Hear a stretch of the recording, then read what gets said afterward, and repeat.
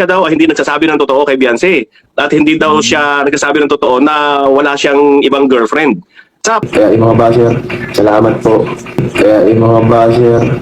Salamat po. Kung gusto niyong pabagsakin, baliktad ang ginagawa niyo. Pues, para sa mga basher, wala kayong makukuha.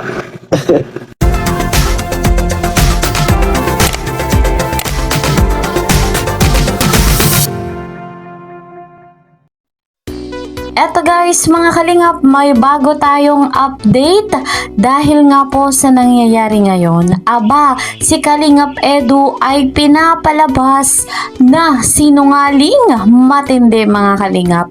At eto nga po, may katibayan tayo, may patunay tayo na hindi po sinungaling si Kalingap Edu at nagsasabi ng totoo at mahal na mahal niya si Wifey Viancy. Ang ating patunay, ang ating ebidensya ay mapapanood natin maya-maya lamang. Pero bago tayo magpatuloy, ako po sa inyo bumabati ng isang magandang araw, magandang gabi sa inyong lahat.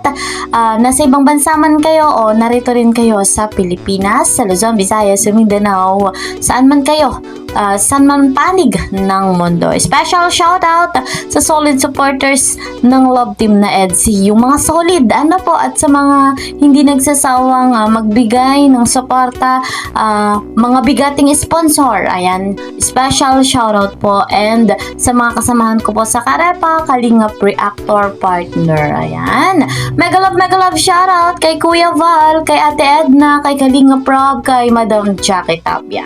Lagi kong sinasabi, 100% nating susuportahan. Ako rin po na inyong lingkod, laging naglalambing, lalo na sa bago pa sa aking channel.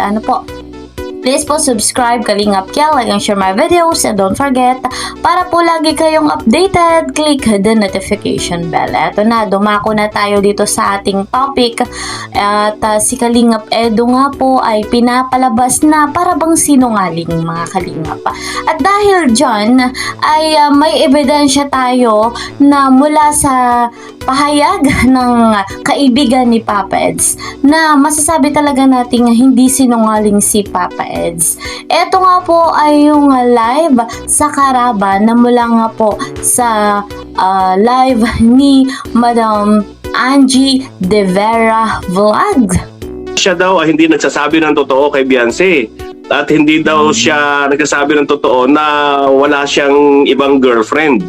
Sa palagay mo ba, bro, ito bang bagay na ito ay may katotohanan na pinaparatang sa kanya? Hindi ko na po si Kuya Edu makitaan po nang nagsisinungaling po siya sa una pa lang. Hindi po siya nagsisinungaling po eh. Kasi kung nagsisinungaling po siya, sana po una pa lang nung nararamdaman niya na may kasamping siya or may girlfriend siya, hininto na po niya yung EDSI. Yun po, para po kasi domino effect po kasi kapag nangyari po yun, katulad po dun sa nangyari po before na Love Team, di ba po yung domino effect po, nag-apektuhan si Kalingap Rob, si Kuya Bal, kahit wala silang ginawang kasalanan, kaya wala po silang idea regarding parang ganun po. Sana, kung may ganun nga po, sana po na sinabi na agad ni Kuya Eds. Kaso wala naman po tayong narinig po sa kanya po. Kaya po, para po sa akin, po lang siya. Totoo man po si Kuya Eds sa po yung mga sinasabi. Yeah. Sadyang pinapangunahan po talaga siya. Kasi marami yung In fact, Gandang Emmy, di ba, Gandang Emmy, I think na narinig mo siya na dinideny niya talaga to di ba? Sinabi niya na wala namang iba. Kondisyon. Oo.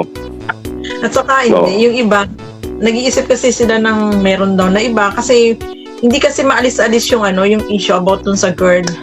Kaya yung iba nag-iisip na baka meron o Pero ayan nga. Yung Gandang Emmy, sorry curious lang kasi ako bakit yung ibang girl, yung dati, paano ko sabihin yon? Yung girl ba talagang masugid na humahabol or meron ba ginagawang meron bang ginagawang effort na maghabol-habol, mga ganyan? Meron ba? O wala? Kung suppose lang yung nakikita. Magsabi ka ng totoo, gandang Emmy. Post na wala namang katotohanan. Parang siya Post na walang katotohanan. So, di ba, bawal yan? Ako, Totoo po yun. gusto lang sirain ang EDSI. Gusto lang sis- So ayun guys, mga kalingap, mula kay Kalingap JJ bilang kaibigan ni Papa Eds. Nasaksihan niya kung anong meron sa EDSI, kung gaano ka-loyal si Papa Eds, kung ano yung meron sa love team na EDSI, kung ano yung namumuong pagmamahalan. Ipinaliwanag ni Kalingap JJ kung ano ang totoong status ng EDSI. Alam natin na ang issue ay patuloy pa rin ngayon na lumalaganap, nadadagdagan ng mga negatibo. Ayan. At sabi ni Kalingap JJ, kung hindi totoo ang pagmamahal ni Kalingap Edu kay Viancy, dapat ay matagal nang wala ang EDSI. Dahil nga kilala niya si Kalingap Edu, alam niya na totoo ang pagmamahal ni Papa Eds kay Viancy, hindi po ito sinungaling. At eto mga Kalingap, saksihan natin yung pahayag ni Kalingap Edu kung saan ay nagpasalamat pa siya sa mga basher. Kung ano yan ay ating alamin. Credit to the owner of this video, Kalingap Edu. Bahala sila magpagod sa akin. Sige lang. Sinasayang yung oras sa akin. Sige lang. Napopromote niyo pa ako niyan. Sige lang. Masaya lang ako. Sige lang. Tamot, ang taas ng views ko. Sa akin ang technique yun ng iba. Gagawa ka ng gulo.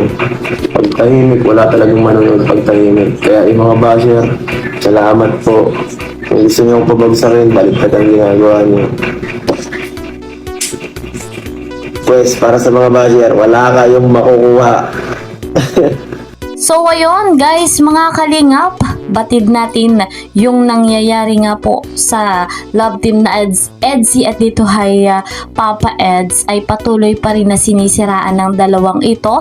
At nagpasalamat na lamang si Papa Eds, syempre dahil nga sa ginagawang pambabash. So nagkakaroon ng views si Kalingap Edu kung saan nakikinabang siya. So pinaliwanag niya kung ano yung nakukuha niya sa basher, kaya siya nagpasalamat. At alam natin kung gaano katatag si Papa Eds, kung gaano katatag si Viancy, at lumalaban yung mga yan kahit nasasaktan. Kaya tayo bilang solid, bilang patuloy na sumusuporta sa love team na EDSI, ay huwag po nating sukuan. Hayaan na natin yung mga dagdag bawas na mga basher sa kwento ng love team na EDSI. Alam po natin kung paano nagsimula ang kanilang pagmamahalan, ang kanilang tinginan, ang kanilang nakakakilig na pangyayari. Kaya po 100% nating tatangkilikin ang love team na EDSI. Sa ngayon, ito po muna ang ating update at hindi po sinungaling si Papa Eds. Remember that. So, hanggang dito na lamang po muna ang ating update.